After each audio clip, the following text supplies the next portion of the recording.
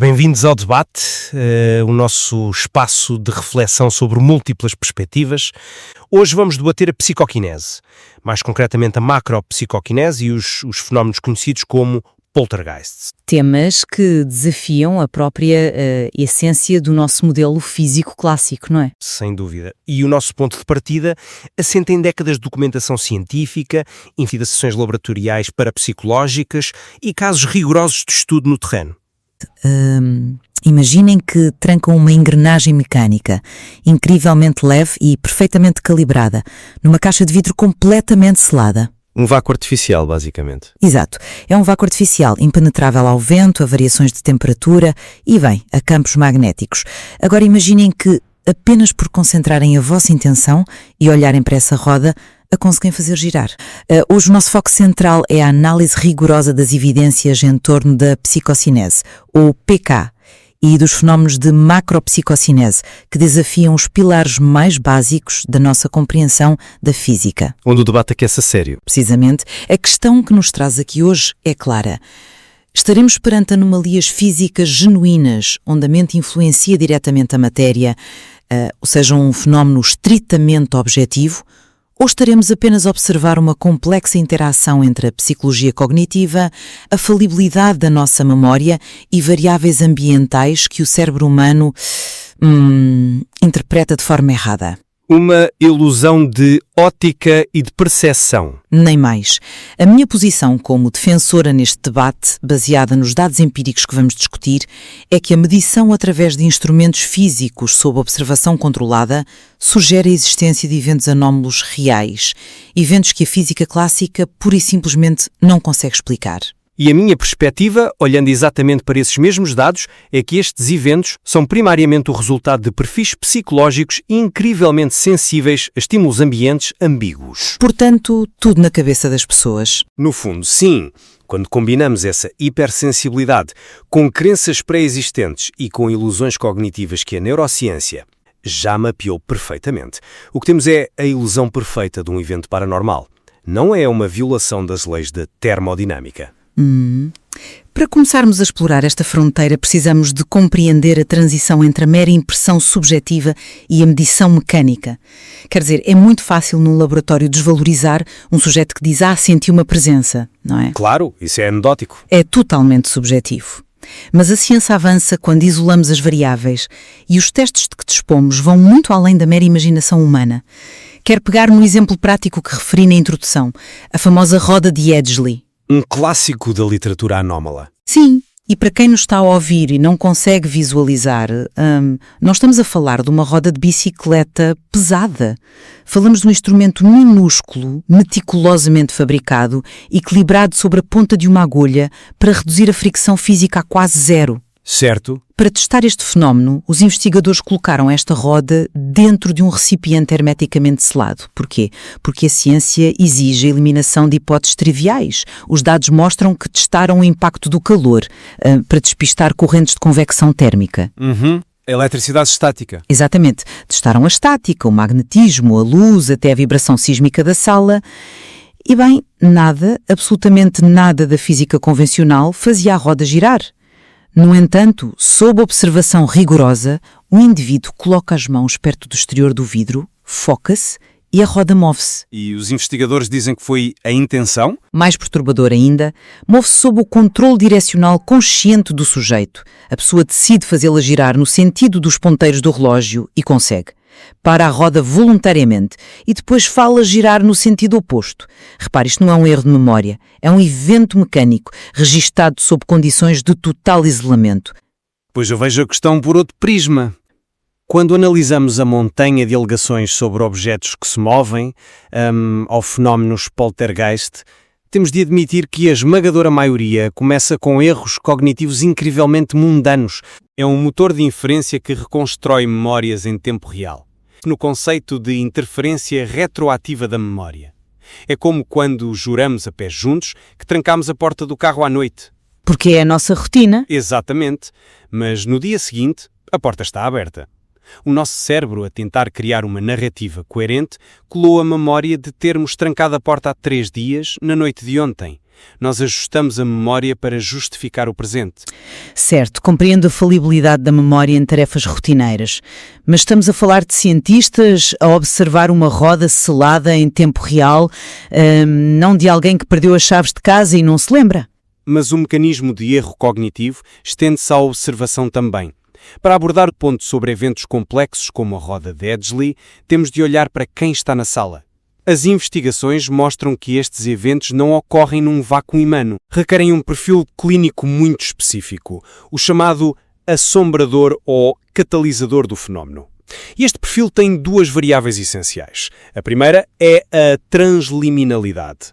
Uma palavra cara para hipersensibilidade. Sim, uma hipersensibilidade neurológica. Estas pessoas não filtram a informação sensorial da mesma forma que nós. Elas reparam em flutuações minúsculas de luz, sentem variações de temperatura de frações de grau e têm uma permeabilidade enorme entre o estado inconsciente e consciente. Certo. E a segunda variável? A segunda é uma crença profunda no paranormal. Quando se coloca um cérebro transliminar, predisposto a acreditar em magia, num ambiente laboratorial cheio de estímulos ambíguos, esse cérebro vai unir pontos aleatórios e atribuir-lhes intenção. O sujeito faz um micromovimento, a roda sofre uma microvibração não detectada pelos sensores da época e o cérebro do observador conclui: fui eu movi aquilo com a mente. Portanto, um viés de confirmação coletivo. O que medimos aqui é o fascínio do nosso próprio viés de confirmação. Nada mais. Bem, se aceitarmos a premissa de que tudo isto é um teatro da mente a pregar partidas, como é que os casos em que os estados psicológicos de um indivíduo deixam provas físicas irrefutáveis e provas que múltiplas pessoas testemunham em simultâneo e que as máquinas registam? Provas físicas irrefutáveis é uma expressão forte. Mas elas existem. Existe um contínuo documentado entre o evento subjetivo e a anomalia objetiva. E o exemplo de psicocinese espontânea recorrente, o famoso RRPK.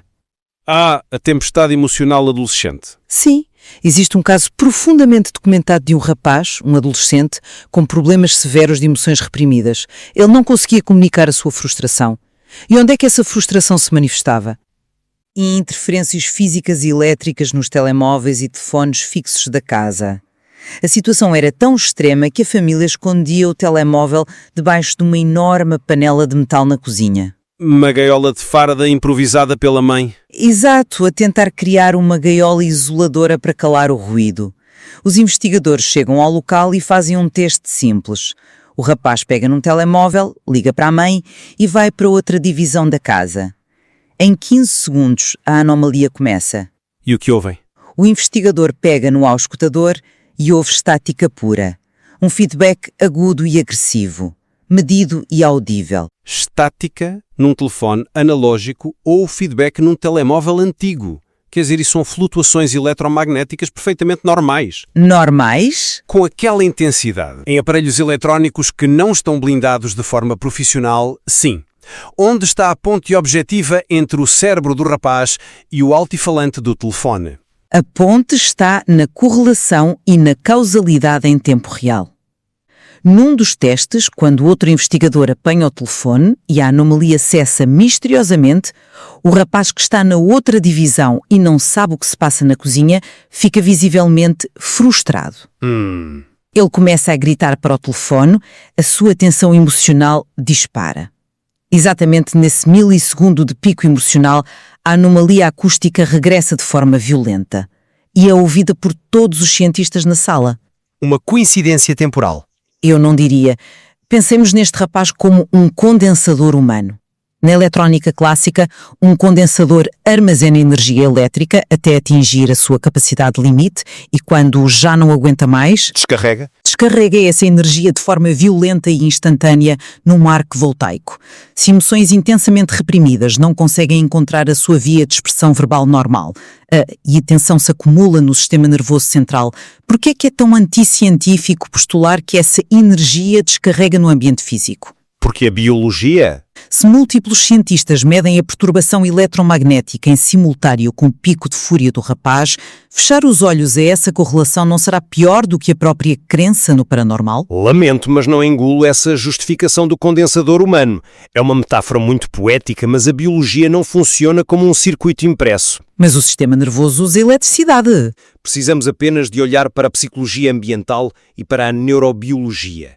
Estes ambientes onde ocorrem os chamados surtos de poltergeist ou RSPK nunca são neutros.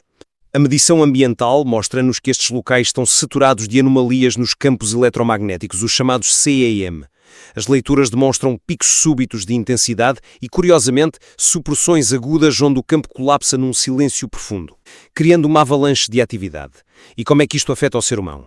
A neurociência sugere que flutuações complexas nestes campos eletromagnéticos podem interagir diretamente com o lobo temporal do cérebro humano, Induzindo alucinações. induzindo microconvulsões temporais.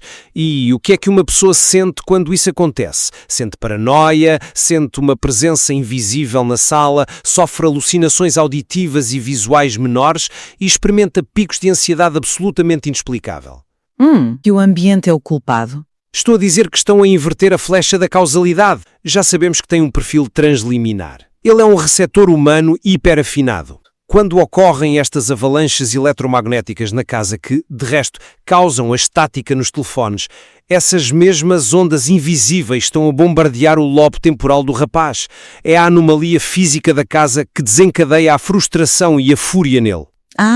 Não é a mente enclausurada do rapaz que está a emitir ondas de rádio e a fritar os circuitos debaixo de uma panela de metal. O ambiente altera a pessoa.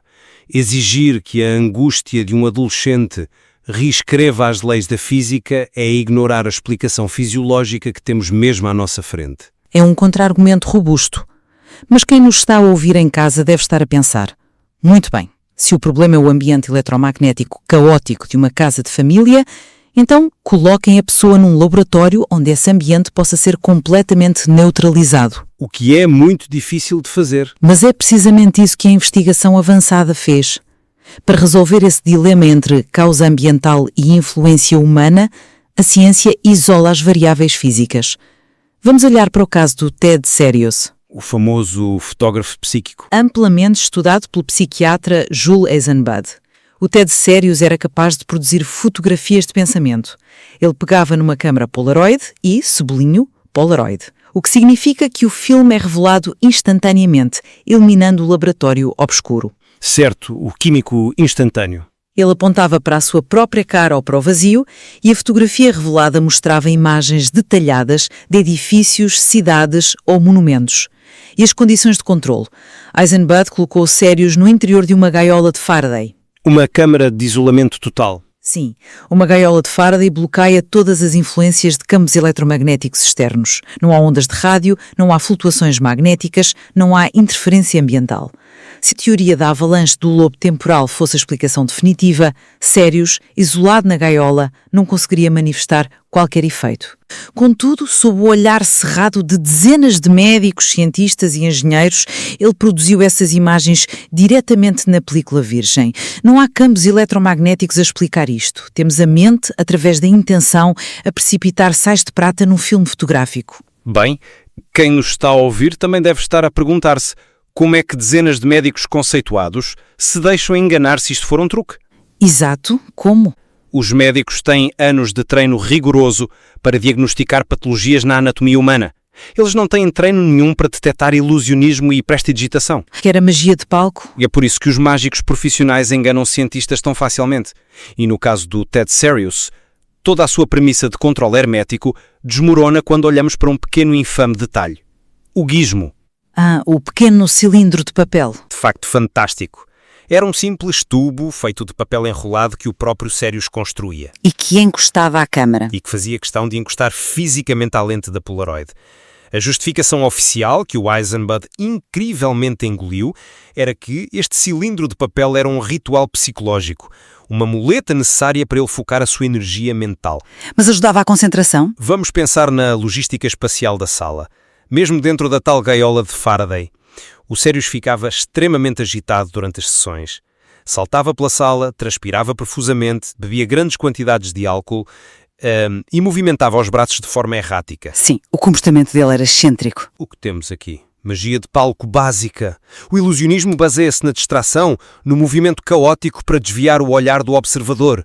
Quando ele insiste em colocar um objeto físico opaco e oco diretamente entre ele e a película de gravação, o mistério evapora-se. A hipótese cética, perfeitamente sustentada pelos factos, é que o dismo era um vetor óptico. Servia de esconderijo para uma minúscula transparência de celuloide com a imagem do edifício que ele com dedos ágeis deslizava para dentro do tubo no momento do disparo. Onde existe um operador humano ativo num ambiente caótico e com um objeto interveniente nas mãos, existe o vetor óbvio para a fraude. Não precisamos de invocar a psicocinese quando a arte da prestidigitação explica o resultado a 100%? É um ponto perfeitamente razoável.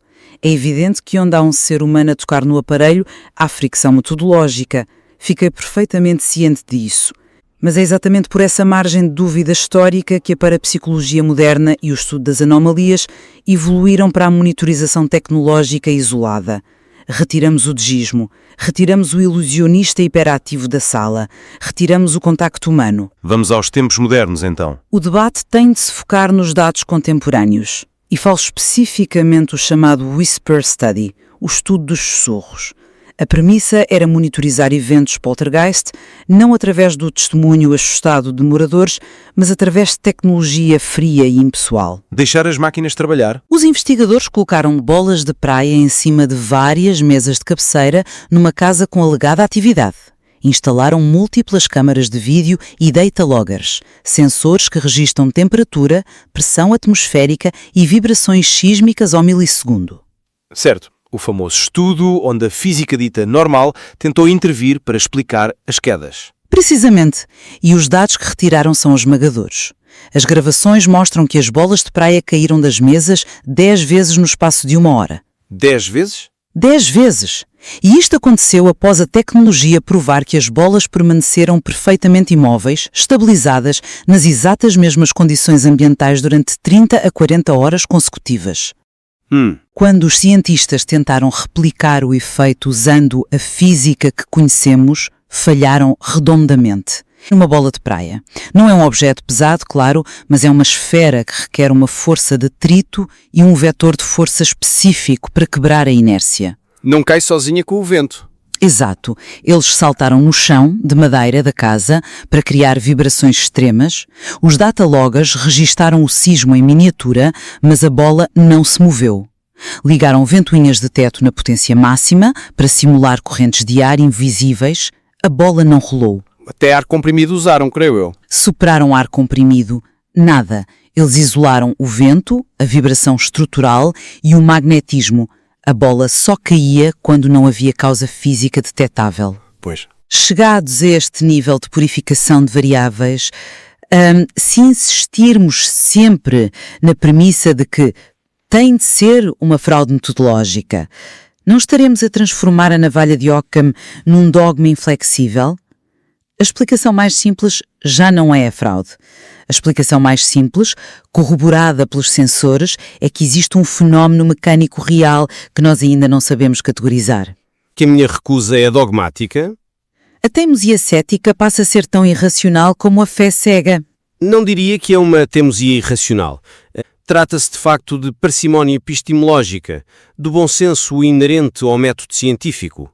Mas os dados estão lá. Voltando à analogia com a navalha de Occam, se ouvimos cascos de animais a bater na calçada, assumimos que são cavalos e não zebras, a menos que estejamos na savana africana.